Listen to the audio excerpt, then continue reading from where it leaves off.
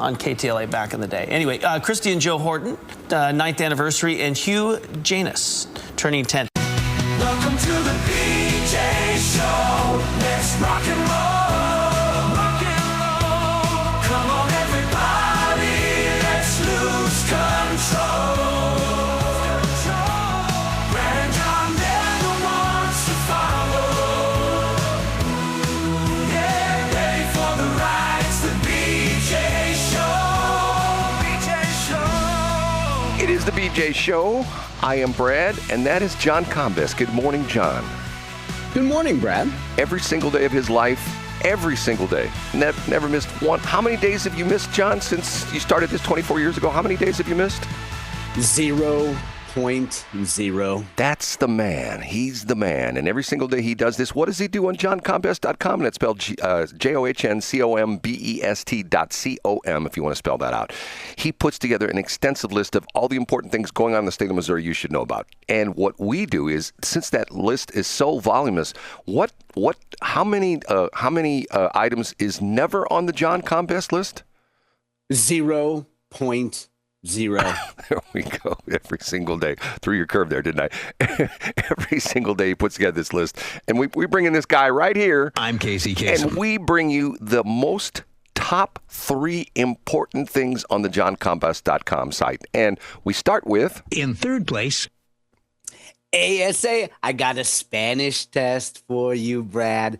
I know in A-Block you like to eat your little Debbie. I know you like to eat your Debbie Pequeña snack cake, but hold off a second. I want you to guess what this phrase means in English. Are you ready, Brad? I'm ready. Matricula delantera. I'll repeat it, essay. Repitan, por favor.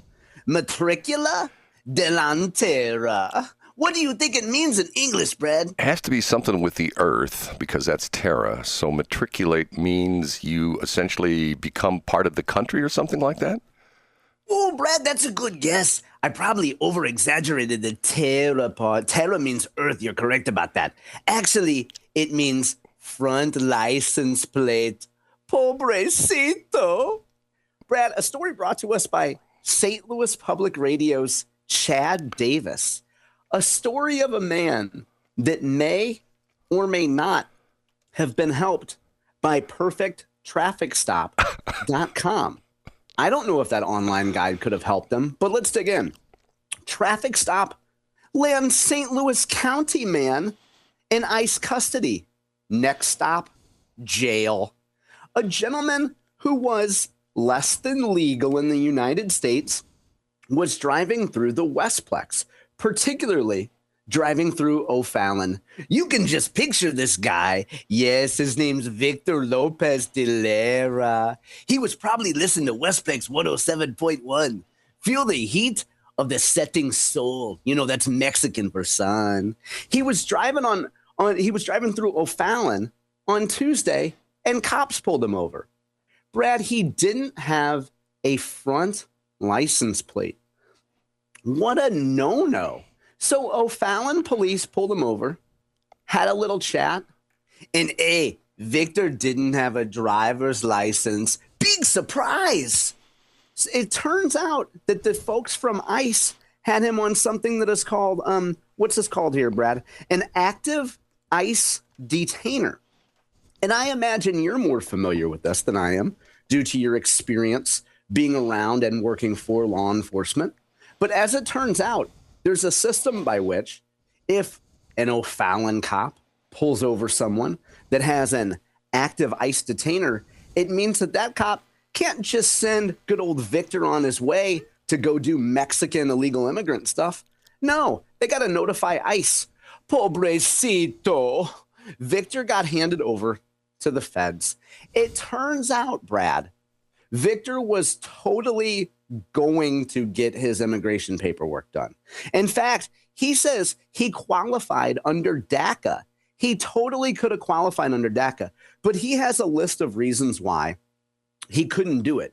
You know, like the paperwork, it required, he needed to get a GED, but he couldn't get a GED. And there was just, paperwork can be such a hassle, Brad.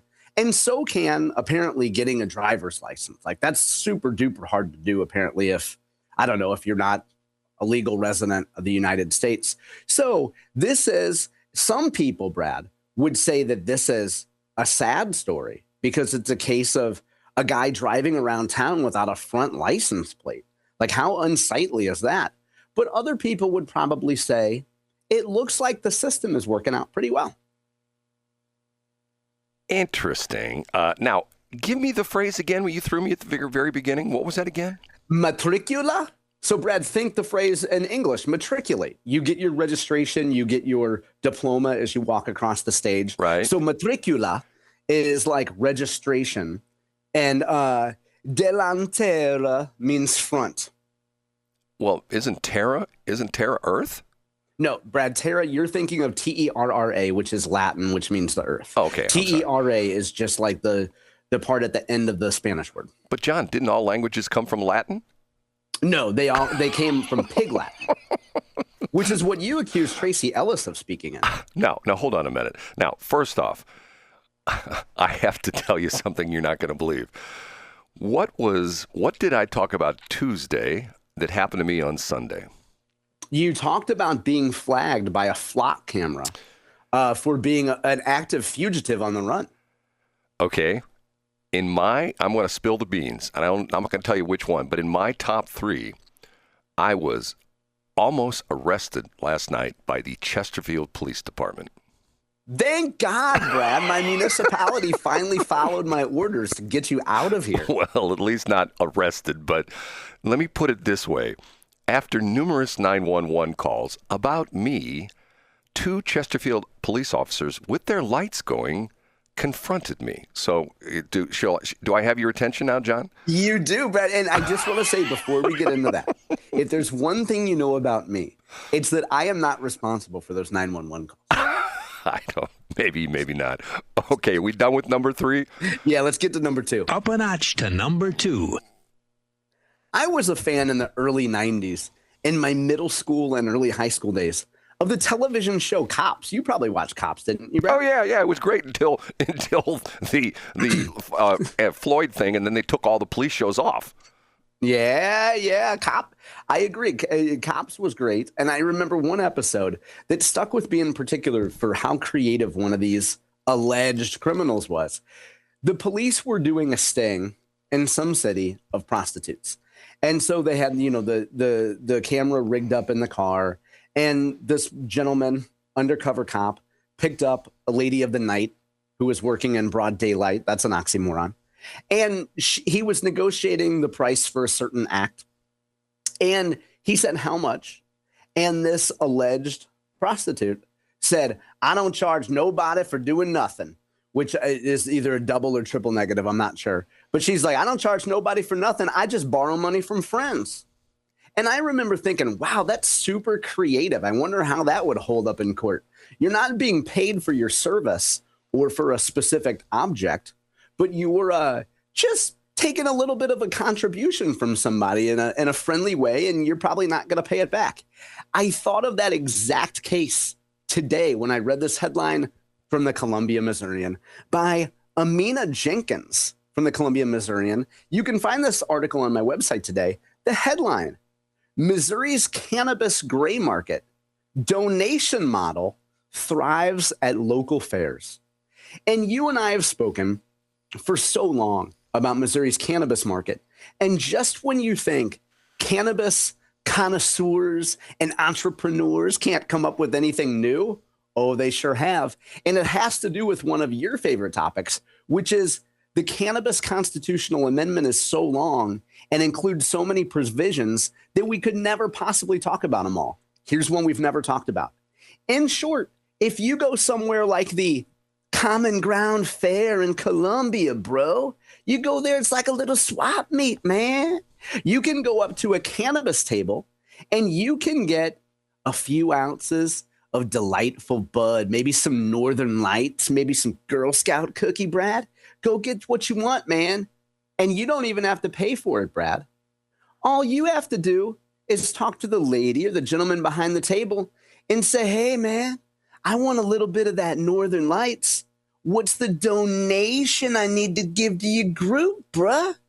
You see how that works, Brad? You're not buying cannabis from some stuffy dispensary.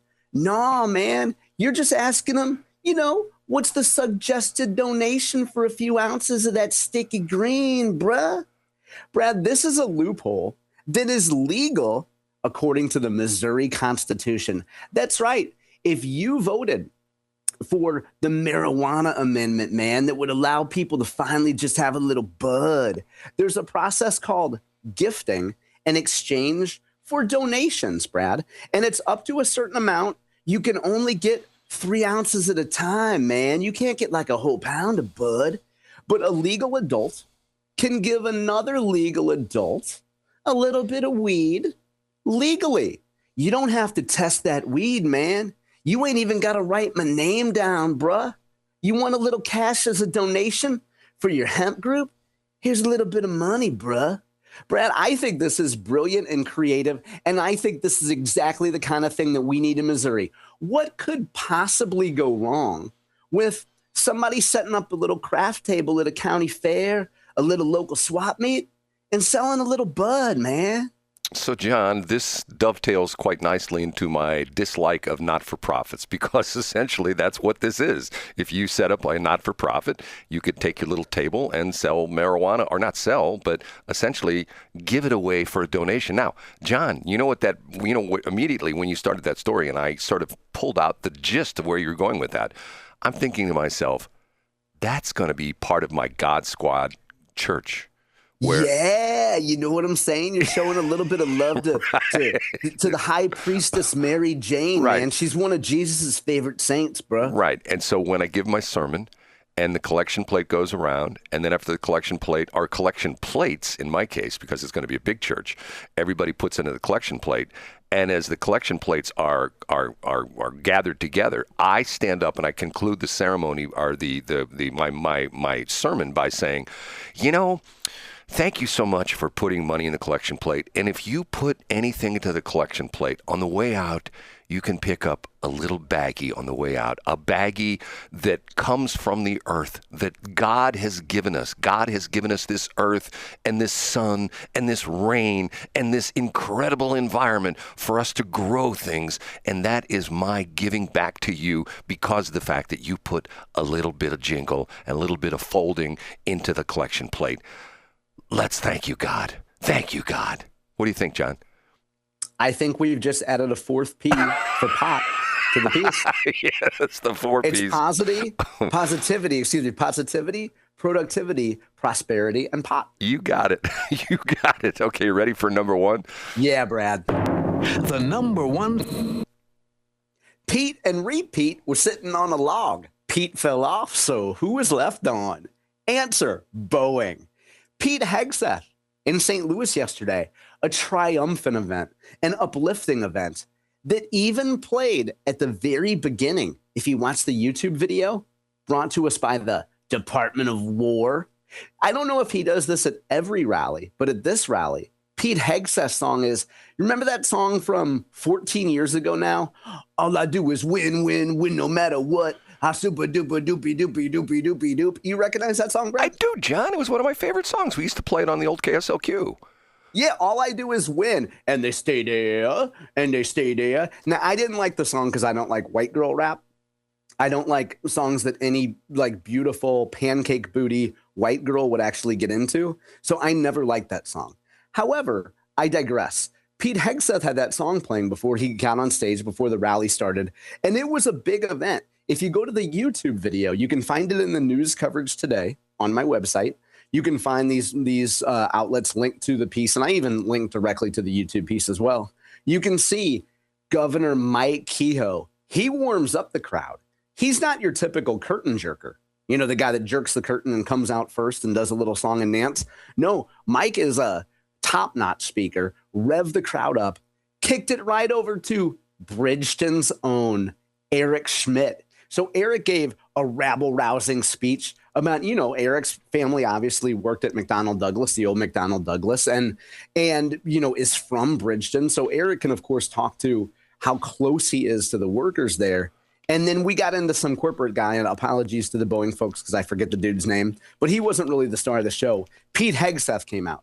A few pieces that I have up today. One of them, I got to say, Brad, is from Kavan Mansouri of St. Louis Public Radio.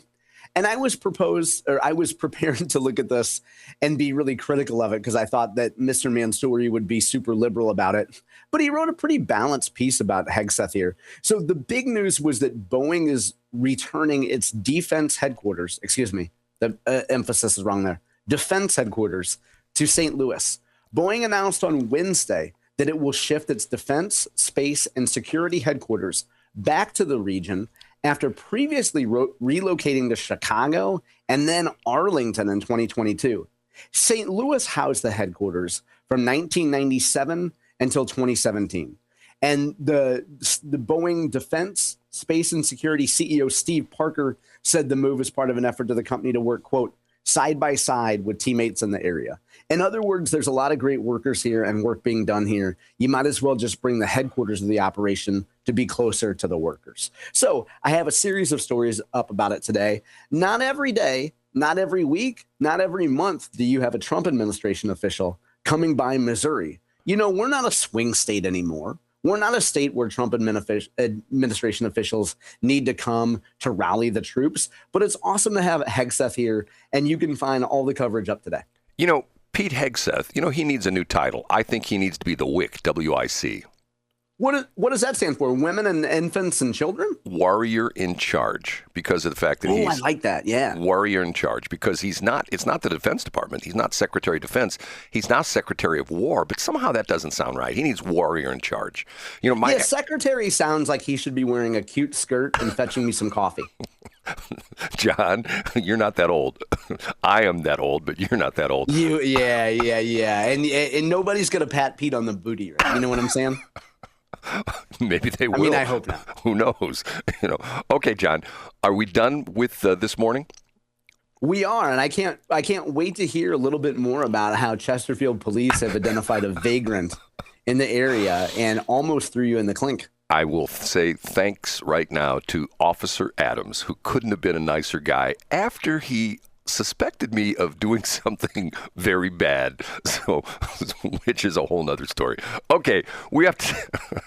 And John, Brad, did you have a visual of producer Christy up on your phone in the car? Is that what he thought you were doing, or what? No, but the interesting thing was, to prove my innocence, I had to show him my phone. You will never guess what happened to me. I can't wait to hear. That's B Block on February 19th if you're following along on the home game. If I gave you 1,000 guesses, you'd never guess this, okay? I've had some interactions.